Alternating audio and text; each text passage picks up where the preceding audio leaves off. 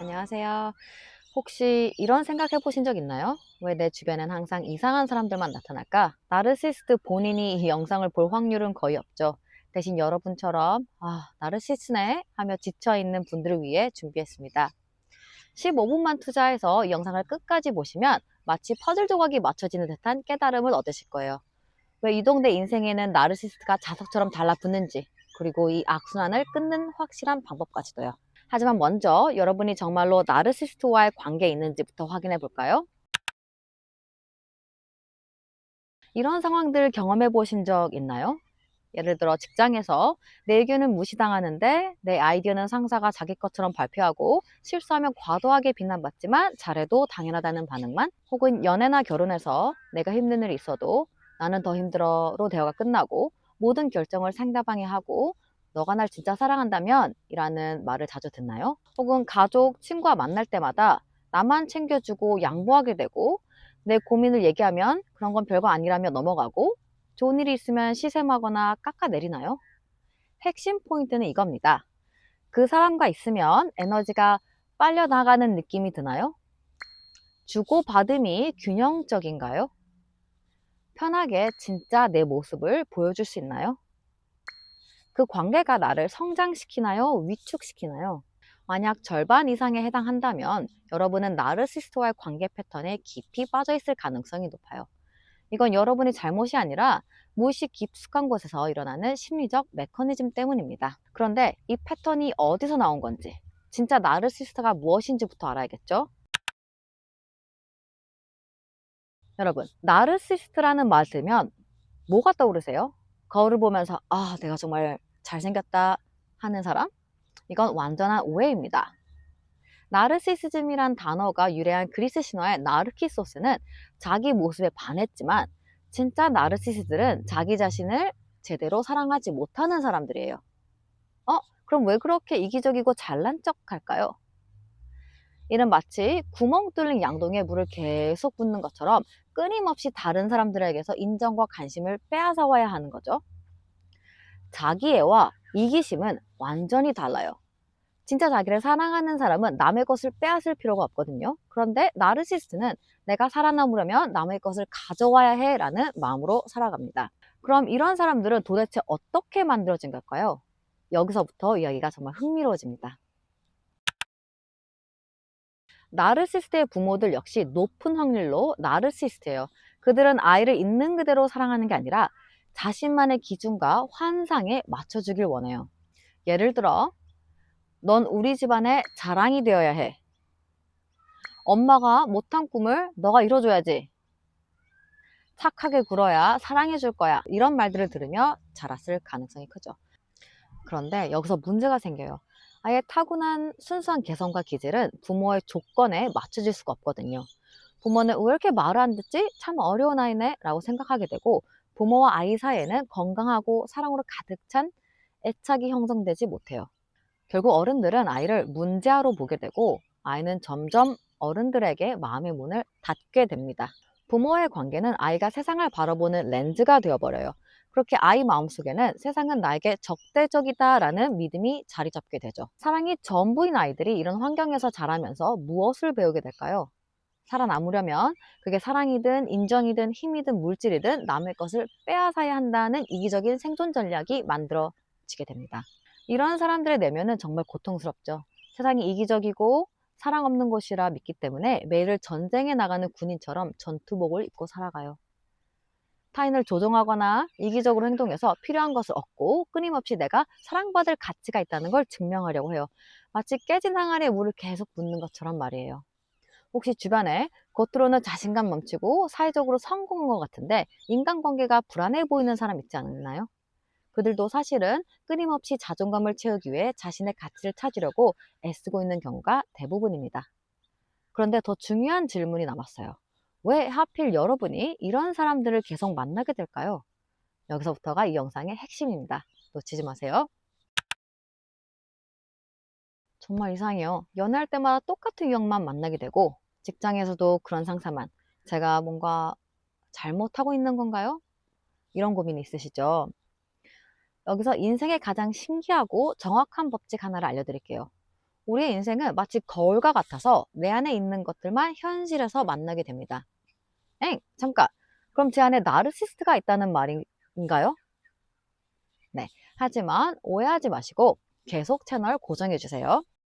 우리 마음은 마치 거대한 창고 같아요. 의식적으로 기억하는 건 1층에 진행된 것들 뿐이고 지하에는 어린 시절부터의 모든 경험이 차곡차곡 쌓여 있어요. 특히 어렸을 때의 아픈 기억들은 우리가 까먹었다고 생각해도 거기 그대로 있어요. 그리고 나중에 비슷한 상황이 오게 되면 버튼이 눌려져 트리거가 되어 올라옵니다. 나르시스트를 만났을 때 이런 생각과 감정 느껴본 적 있으신가요? 또 나만 무시하네? 분노하고 내 말은 왜 안 들어주지? 좌절하고 아무리 해줘도 인정 안 해주네? 서러워하고 언제쯤 나를 알아줄까? 절망적인 갈망을 하는 이런 감정들, 생각들 나르시스가 새로 만들어낸 게 아니에요. 원래 여러분 안에 있었던 거예요. 예를 들어 볼까요? 회사에서 상사가 여러분의 아이들을 가르쳤다고 해볼게요. 그때 느끼는 억울함과 분노, 그 강도가 상황에 비해 너무 크게 느껴진다면 어린 시절 비슷한 경험의 상처가 건드려진 거예요. 나르시스트는 그냥 내 마음속 상처를 보여주는 거울 역할을 하는 거죠. 아프지만 꼭 봐야 할 거울이요. 현실의 나르시스트가 거울이고 거기에 비치는 상이라면 그럼 내 안에 그걸 비추는 진짜 나르시스트는 누군가요? 나르시스트와 자꾸 얽히는 분들의 어린 시절을 들여다보면 놀라운 공통점이 발견돼요. 부모님 중 한 분 이상이 나르시스트 성향을 가지고 계실 확률이 매우 높습니다. 예를 들어 민지가 말합니다. 엄마는 항상 말씀하셨어요. 넌 우리 집 자랑이 되어야 해. 엄마가 못 다닌 대학 너가 가야지. 제가 미술을 좋아한다고 하면 그딴 걸로 뭘 먹고 살래? 저는 제가 뭘 좋아하는지도 모르게 자랐습니다. 준호의 경우를 볼게요.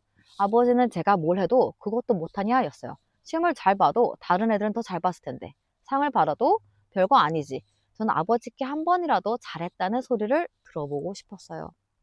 이런 환경에서 자란 아이들은 어떻게 될까요? 나는 내가 뭔가 해야만 사랑받을 수 있어. 내 감정은 중요하지 않아. 혹은 나는 그저 존재하는 것만으로는 충분하지 않아. 이런 믿음들이 마음 깊숙이 자리 잡게 되죠. 결국 아이도 자라서 부모와 같이 나르시스트가 되거나 나르시스트에 맞춰서 생존하는 정도의 차이는 있지만 자기희생적인 사람이 됩니다. 여기서 가장 주목해야 할 것은 우리는 무의식적으로 나르시스트에게 끌리거나 그들이 끌려올 행동을 합니다. 왜? 그리고 어떻게? 우리 마음 또는 무의식은 스스로 치유하려고 해요. 무의식적으로 부모님과 비슷한 사람을 만나서 이번에는 그들에게 사랑받으려고 해요. 내가 더 착하게 굴고 더 잘해주면 이번엔 나를 사랑해줄 거야 라고 생각하면서요. 심리학에서는 이렇게 현재 만나는 사람에게 무의식적으로 투영하는 것을 트랜스퍼런스 전이라고 하죠. 그래서 이런 관계가 만들어져요. 나르시스트, 난 인정받아야 살 수 있어. 사랑을 빼앗아 가려는 사람과 자기 희생형, 내가 사랑을 주면 받을 수 있을 거야. 사랑을 주면서 받으려는 사람의 관계. 겉보기엔 가해자, 피해자 같지만 사실 둘 다 나 좀 사랑해줘 라고 외치고 있는 거예요. 방법만 다를 뿐이죠. 자기 희생형의 착함도 들여다보면 순수한 게 아닐 수 있어요. 이렇게 해주면 나를 좋아하겠지? 미워하지 않겠지? 라는 계산이 무의식에 숨어있는 경우가 많거든요. 그런데 이런 관계에서 진짜 치유가 일어날까요? 의식적으로 접근하지 않는 한 안타깝게도 대부분 상처만 더 깊어지죠. 나르시스트는 자기 상처 때문에 남에게 사랑을 줄 여력이 없거든요.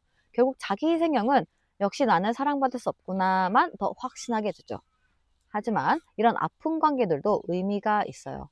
우리에게 뭔가 잘못되어 있다는 신호를 계속 보내거든요. 이제 이 악순환을 끊을 시간입니다. 어떻게 해야 할까요? 나르시스트와의 관계 해결법 4가지를 알려드릴게요. 1번, 경계선 그리기, 바운더리 설정. 안 돼요를 말할 수 있어야 합니다. 예를 들어 예전에 나는 누군가 이거 오늘 밤까지 좀 해줘 그러면 나는 그러고 속으로는 짜증이나 욕을 했다면 바뀐 나는 똑같은 상황에서 누가 이거 오늘 밤까지 좀 해줘 그러면 나는 죄송하지만 오늘은 다른 중요한 업무가 있어서 내일 오전까지는 어떨까요? 라고 말할 수 있어야겠죠. 처음엔 죄책감이 들 거예요. 내가 너무 이기적인 건 아닐까? 하지만 이게 정상이에요. 건강한 관계는 서로의 경계를 존중하는 관계거든요. 2번, 착함, 자기 희생에 대해 다시 생각해보기. 여러분이 지금까지 착하다고 생각했던 행동들, 정말 순수한 마음에서 나온 걸까요? 솔직하게 자문해보세요. 이렇게 해주면 나를 좋아할 거야 라는 기대가 있었나요? 안 해주면 미안한 마음이 들까봐 걱정했나요?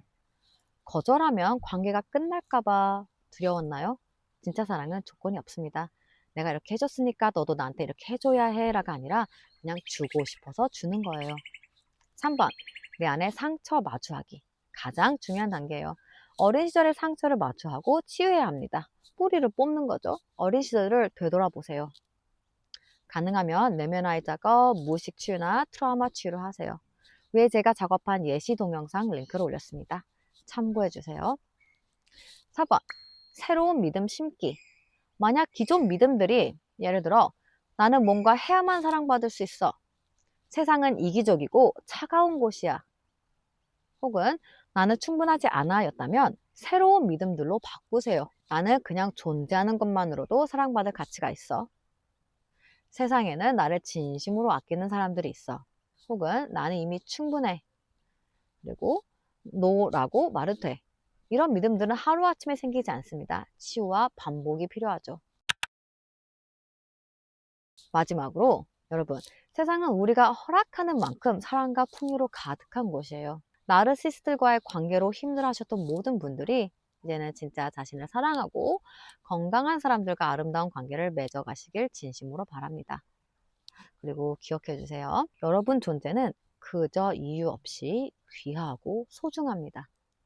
완벽하지 않아도 괜찮습니다. 경계를 설정하는 건 이기적인 게 아니라 건강한 겁니다.